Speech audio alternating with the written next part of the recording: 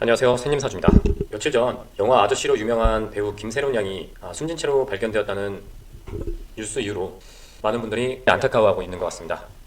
이상하게도 유명인, 특히 이제 연예인이 뭐 어떤 일이 벌어졌을 때 해당 그분의 사주를 이제 검색하는 경우가 많은데요. 지금도 김세론 양 사주를 검색하는 횟수가 3만 회가 이제 넘어가고 있습니다. 많은 분들이 이제 사람은 언제 성공하고 또 언제 죽는지 뭐 그런 거에 대해서 당연히 궁금하실 수 있는데, 일단 기본적으로 정확한 사주팔자가 없는 상황에서 왈가왈부하는 사람들은 사실 그렇게까지 신뢰가 썩 가진 않거든요. 그리고 또 뭔가 정해진 운명이 있다는 식으로 이제 말씀을 하시는 분들은 가급적이면은 굳이 뭐 돈을 거기에는 쓰지 않으셨으면 좋겠습니다. 많은 분들이 뭐 사주 관련 이제 업을 하다 보면 뭐 이슈몰이라든지 뭐 그런 걸 통해서 본인의 이익을 이제 추구해야 될 때가 있습니다. 하지만 이게 사실 좀 많이 조심을 안 하면 사기가 되는 부분이 많거든요. 그래서 뭐 사실 별로 찾아보고 싶지는 않은데요. 김세론 양 뭐 사주나 뭐 사주 풀이에 대해서 어떤 부분은 이제 그 인정을 할 수 있는데, 제가 그 중에 정말 말이 안 되는 부분만 이제 조금 언급하려고 김세론 양의 사주를 한번 살펴보도록 하겠습니다. 일단 고 김세론 양의 명복을 빕니다. 자, 우리가 연예인들의 생일을 찾는 건 사실 어려운 일이 아니죠. 인터넷이 있기 때문에. 김세론 양 같은 경우에는 2000년생 7월 31일생입니다. 자, 이걸 사주를 조금 뭐 볼 줄 아시거나 혹은 만세력을 쓰실 줄 아시는 분은 그냥 만세력에 넣고 이렇게 날짜만 넣으면 이 왼쪽처럼 사주가 나옵니다. 이제 시간을 넣을 필요가 없기 때문에 이거는 복잡한 건 없습니다. 시간을 적용할 때는 조금 확실한 게 필요하지만 일단 생일까지만 본다고 하면 이 맨 왼쪽에 시주는 없고 오른쪽에서부터 연주, 월주, 일주 이렇게 만세력에서 확인을 하시면 됩니다. 자, 본인 사주가 궁금하신 분들도 그냥 시간을 모르실 경우에 이렇게 세 개만 보시면 되는데, 문제는 이 세 가지만 가지고는 뭐라고 확답을 내리기가 어려운 경우가 많거든요. 그리고 개인적으로 저는 남의 정보는 진짠가 하는 의심을 맨날 합니다. 이게 진짠가? 진짜일까? 왜냐하면 진짜가 아닌 정보를 가지고 사주를 보면 헛소리만 하게 되거든요. 사람이 이 사주 관련 공부를 하다 보면 뭔가 맞추려고 하는 습성이 생깁니다. 그런데 그거를 떨쳐내야 진짜로 뭔가 이루어낼 수 있다고 저는 생각하거든요. 제가 이런 사주풀이를 이제 경계하듯이 말씀드리는 이유는 언제나 사건이 터진 후에 그럴듯하게 말을 꾸며내는 분들이 많기 때문입니다. 물론 개 중에는 정말 학문이 뛰어나시고 잘 보시는 분들도 있죠.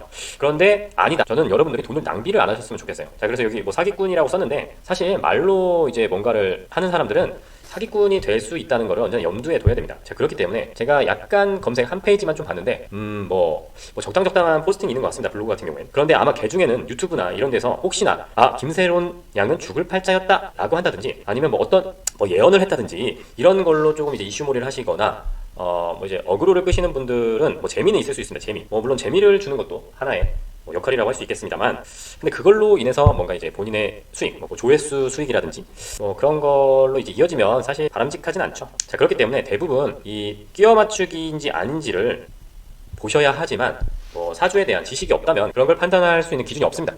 그렇기 때문에 제 말을 믿으셔도 되고 안 믿으셔도 되지만 제 성향상 이건 아니다 싶으면 아니라고 말을 하거든요.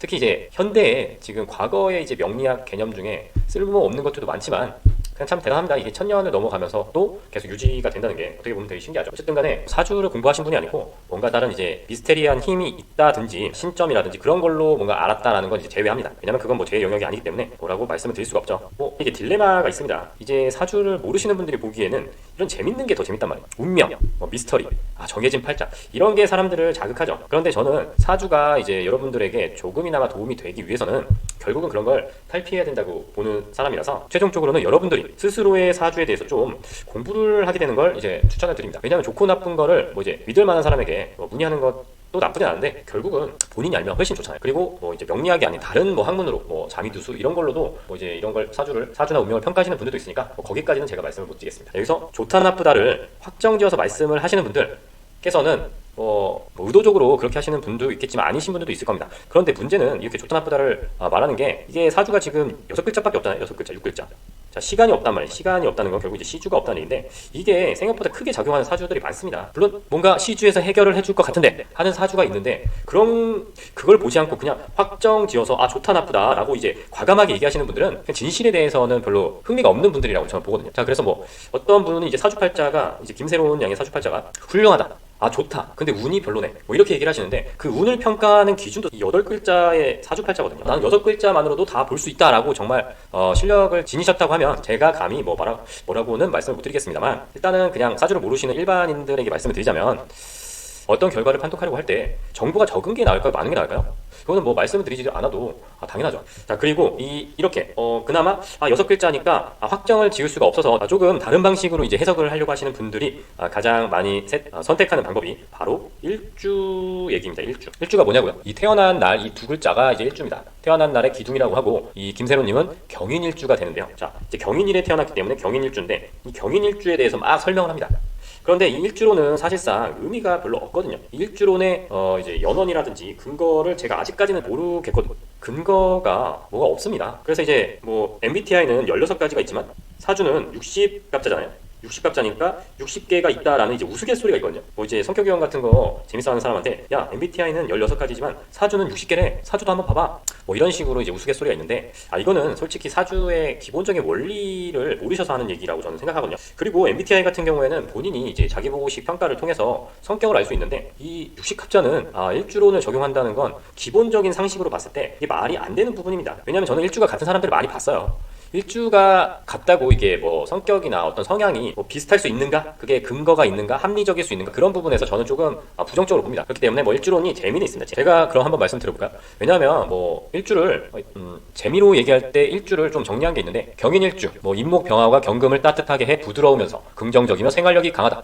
다만 금기가 약해 결정적인 순간에 맺고 끊는 것을 잘 못한다 하고 이제 여러 가지를 제가 뭐 이제 정리를 해놨습니다. 뭐 듣고 보면 나 경인일주인데 이런데 하실 거예요. 그런데 경인일주라고 다 그럴 리는 없죠. 자, 그럼 김세론 양 사주를 이제 볼게요. 서론이 좀 길었는데 어쨌든 이제 이 김세론 양 사주를 가지고 뭐 죽을 팔자라든지 운이 너무 안 좋았다라고 이제 결론을 내리신 분들은 뭐 저랑은 생각이 다른 분들입니다. 일단 이 시주가 미지수이기도 하고, 또 지금 2000년 7월 30일에 태어난 사람들의 운을 아예 확정해버리는 거예요. 물론 이제 이 시간까지 같아야겠지만 누가 뭐 김세론 양과 같은지 알 수는 없죠. 여러분들이 약간 뭐 합리적인 생각을 갖고 뭐 논리적인 분이라면 제 말이 어느 정도는 들리실 거라고 생각을 합니다. 자, 일단 김세론 양의 사주를 봤을 때 공부를 많이 하신 분들이 얘기를 할 게 많을 겁니다. 근데 첫 번째 특징을 이제 제가 뭐 이제 말씀을 드리면, 이제 관성이 드러나지 않은 사주거든요. 자, 이제 그러면 사람들이 이제 관성이 뭐냐라고 이제 물어볼 거 아니에요. 뭐 관성이라는 건 뭐 이제 여러 가지가 있지만, 일단은 여자 사주에서는 이제 남자를 뜻합니다. 전통적인 사주 명리학 입장에서는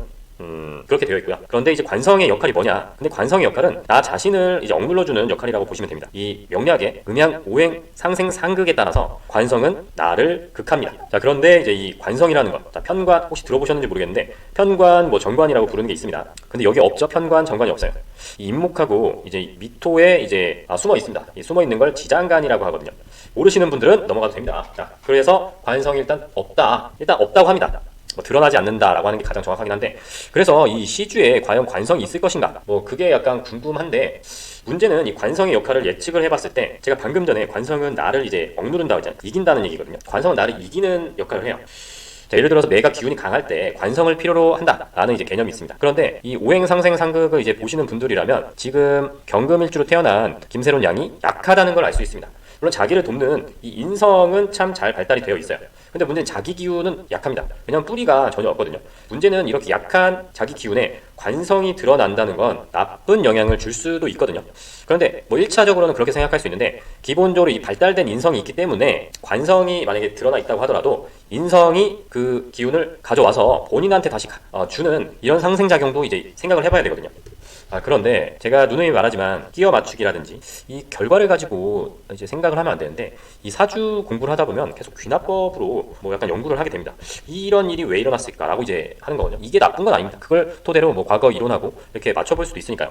저도 그러한 경향이 아예 안 생기는 건 아니기 때문에, 제가 생각했을 때 이 시간이 이제 늦은 밤이냐 아니면 완전 이제 정오냐에 따라서 운에 영향을 줄 수 있다고 생각을 하거든요. 제 감으로 보면 이 천간에 관이 떠 있을 것 같다는 생각을 합니다. 자, 그렇게 보면은 병자시나 뭐 정축시가 될 건데요. 그런데 이 아예 반대일 수가 있어요. 뭐 그 부분은 제가 점쟁이가 아니기 때문에 저도 뭐 그냥 추측을 한다는 점 말씀을 드린 거고요. 그리고 상당히 금기가 미약합니다. 이제 금기가 거의 없다시피 하는데, 이런 경우 뭐 종격 얘기도 하거든요. 물론 근데 종격이라는 거는 되게 만약의 사태에만 얘기하는 게 좋다고 생각을 합니다. 자, 그래서 제가 아까 말씀드렸다시피 이 인성이 상생작용을 해줄 정도의 힘이 있고, 관이 이제 여기서 관성 기운이 자라나고 있으면 오히려 관성이 도움이 됩니다. 관성이 이제 좋아요. 이게 무슨 뜻이냐? 관성 운이 좋을 수 있다는 겁니다. 근데 이거를 생각하고 있는데 대운을 보면 진짜 이제 처음에 이모대운으로 시작하거든요. 진짜로 이제 임오대운으로 시작합니다. 제가 지금 끼워 맞추기를 하고 있는 건지 저도 지금 의심이 드는데, 왜냐하면 다음에 이제 신사운이 오는데 신사운도 이제 오행으로 따지면 그냥 화지지대운이란 말이에요. 오행은 이제 좀 보기 쉬우려고 이제 생각하는 거고, 결국은 10간 12지를 다 따로따로 봐야 되는 게 맞다고 저는 생각합니다.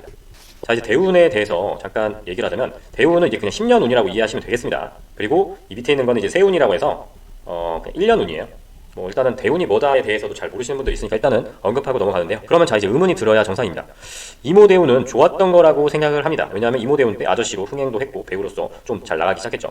그리고 2017년에 신사대운이 바뀌었습니다. 신사대운이 바뀌고 나쁜 일이 터졌던 건 이제 2022년에 음주운전이 터졌고, 그리고 2025년에 영면을 하게 되었는데요. 사실 이게 일어난 일을 가지고 해석을 하면 다 말이 되게 만들 수가 있어요. 그렇기 때문에 그런 건 이제 연구할 때나 뭐 생각을 해야 되는 부분이고, 그걸 바탕으로 어떤 사람의 뭐 앞날을 마치 뭐 정확하게 얘기하겠다 이런 생각은 좀 접는 게 좋습니다. 뭐 이제 대운을 보는 방법도 뭐 한 가지가 아니기 때문에 기본적으로 천간하고 지지가 어떤 역할을 하느냐는 생각이 다를 수가 있습니다. 다만 두 대운에서 일단 천간이 다르죠. 임수가 있고 여기는 신금이 있습니다.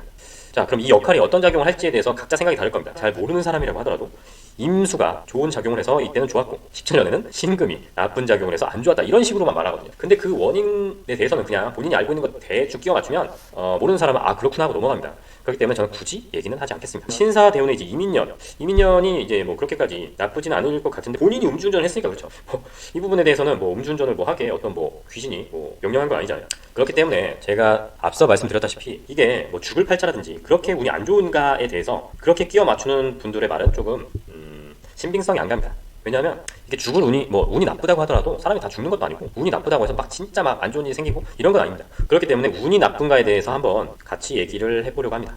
사실 운이 나쁜가를 얘기하려면 이게 필요합니다. 시주가. 그렇기 때문에 논의가 의미가 없어요. 그럼에도 불구하고 운이 좋고 나쁨을 얘기하는 건 이때가 좋았는지 나빴는지 그냥 과거를 보고 그냥 평가를 하는 겁니다. 그런데 이런 평가가 꼭 나쁜 건 아닙니다. 왜냐하면 뭐 이제 사주를 보러 가셨을 때 이때 어땠는지 저때 어땠는지를 뭐 말씀을 해주시면 그분이 이제 그런 정보를 바탕으로 이제 해석을 맞는 쪽으로 하실 수가 있어요. 뭐 실력이 좋으신 분들이라면 저는 그렇게 생각을 하고요. 그런데 문제는 이럴 때 이제 용신을 잡는 분들이 조금 대처하기가 어려우실 건데, 용신이라는 게 뭐냐? 뭐 들어보셨을 수도 있는데, 그러니까 뭐가 자기한테 좋은 거냐를 따지는 게 이제 용신이거든요. 저는 근데 용신의 개념까지는 이제 받아들이는데 이 용신론 자체를 이렇게 규격화해서 쓰지는 않아요. 왜냐하면 이 용신론의 맹점은 결국 이제 중화된 사주를 보다 보면은 이게 용신론을 어떻게 써야 하지 하는 의문이 드실 겁니다. 자, 어쨌든 이 용신을 잡고 운이 언제 좋고 나쁜지를 보통 판단을 하거든요. 그런데 아까 말씀드렸다시피 이게 없어서 용신을 잡기는 어렵고, 다만 제가 생각했을 때는 이런 경향은 있습니다. 약한 기운이 강해질 때, 즉 이 세력이 없던 것이 세력이 생길 때 뭔가 어떠한 일이 터질 가능성이 좀 높아지는 게 있거든요. 경향적으로다가.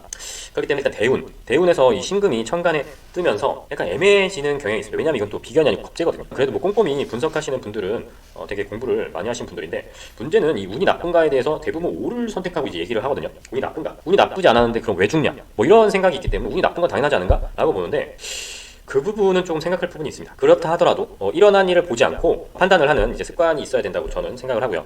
그러면 지금 운이 뭐죠? 신사 대운에 올해가 을사년이었습니다. 자, 대운은 신사, 그리고 세운은 을사년입니다.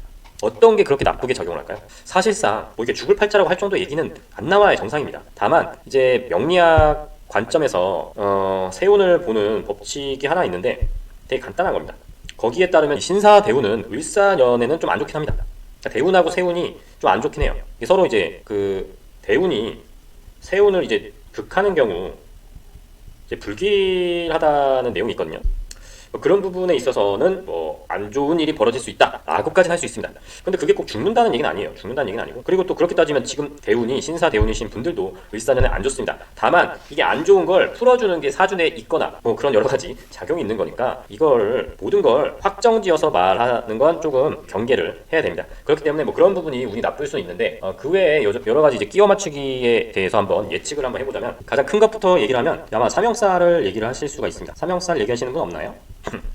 뭐 저도 뭐 지식이 일천한지라 뭐 잘 모르지만, 자, 일단 대운이 신사대운이잖아요. 그리고 또 을사년입니다. 사실 을사년 시작한 지 얼마 안 됐는데 라고 저는 속으로 생각합니다. 그런데 지금 앉은 자리에 임목이 있습니다. 임목하고 사화는 둘 다 형살이에요. 그 인사신 사명살이라는 게 있죠. 자, 그래서 형살에 대해서 뭐 많은 사람들이 뭐 감옥 가는 뭐 살이다 라는 식으로 뭐 안 좋게 얘기합니다. 그런데 저는 이 사명살을 옛날부터 이제 비판한 학자의 글을 보고 사명살은 좀 근거가 빈약하긴 하네 라고 생각을 했거든요. 왜냐하면 사명살이 안 좋은 이유에 대해서 뭐 설명한 게 있는데 그걸 보면 이게 왜 안 좋은지 오행 기준으로 봤을 때 전혀 이해가 안 되는 부분이 있습니다. 그래서 사명살은 사실은 조금 고리타분한 살이고 나쁜 일이 있었을 때 써먹기 좋으니까 계속 있는 거라고 저는 생각합니다. 자, 그래서 사명살이 있어서 형살로 인해서 뭐 이제 사망에 이르렀다라든지 그런 추론을 하시는 분들은 피하시는 게 좋을 것 같고요. 그 두 번째는 뭐가 있을까요? 뭐 이거는 없을 것 같은데 가끔 이제 합이 되는 것 때문에 안 좋다라고 하는 경우도 있습니다. 자, 합이 뭐냐? 그러니까 합을 모르시는 분들이 있어서 여기까지 설명하기는 어렵고요. 다만 일사년이 오면 이 을목이 나와 합을 할 수가 있습니다. 물론 이제 경금이 두 개가 있기 때문에 이거는 쟁합이 돼서 사실은 합이 뭐 안 된다라고 이제 뭐 이론이 있는데 여기에 또 뭐가 있느냐? 뭐 그런 복잡한 절차에 따라서 이 을목이 재거든요. 근데 재가 나랑 합을 하면서 뭐 이제 재 운이 박복해짐에 따라서 그래서 내가 망자가 되었다라든지 합을 나쁘게 설명하시는 분들도 가끔은 나오더라고요. 근데 사실 합은 상당히 이게 좀 의문이 많이 드는 학설이기 때문에 이거는 사실 거의 얘기가 없을 거라고 보고요. 그리고 아마 뭐 이렇게밖에 말을 하지 못하겠지만 대운 얘기를 많이 할 수가 있습니다. 그러니까 이모는 오케이인데 신사 대운이 안 좋았다라는 거죠. 제가 아까 전에 말씀드린 거랑 좀 비슷하긴 한데 근데 사실 이것도 그냥 결과론입니다. 그나마 이제 자기 기운이 강해지면 안 되는 사주에서 강해지면 안 좋은 운이라고 할 수는 있습니다. 뭐 거기까지는 뭐 인정하겠지만 결국은 정보가 부족해서 이 좋고 나쁨을 판단하기가 어렵습니다. 또 혹은 과거의 산물인 12신살 같은 걸 들고 와서 얘기할 수도 있어요. 뭐 도화살 같은 게 12신살 중에 하나인데 사실은 별로 의미는 없습니다. 결국은 이거를 끼워 맞추기 위해서 과거의 이론이나 개념들을 다 긁어 모으는 거예요. 결국은 그냥 유명인 사주를 보는 건 이런 사람들은 이런 사주였구나 하고 그냥 공부할 때 쓰는 거는 전혀 상관이 없는데 여기에 대해서 결과론적으로 얘기를 한다든지 뭔가 예언을 하려고 한다든지 그런 거는 저는 이제 좀 비추하는 바입니다.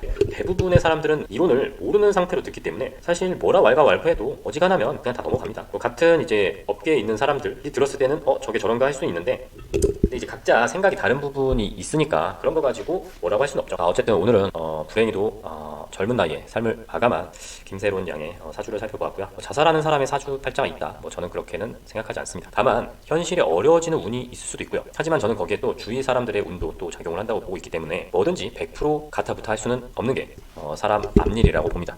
좀 말이 길어졌는데요. 여러분들의 사주와 한번 비교해보는 것도 하나의 재미이자 참고사항이 될 거라고 생각합니다. 자, 오늘 내용 도움이 조금 되셨다면 좋아요와 구독 부탁드리고요. 저 또 다음에 찾아뵙도록 하겠습니다. 감사합니다.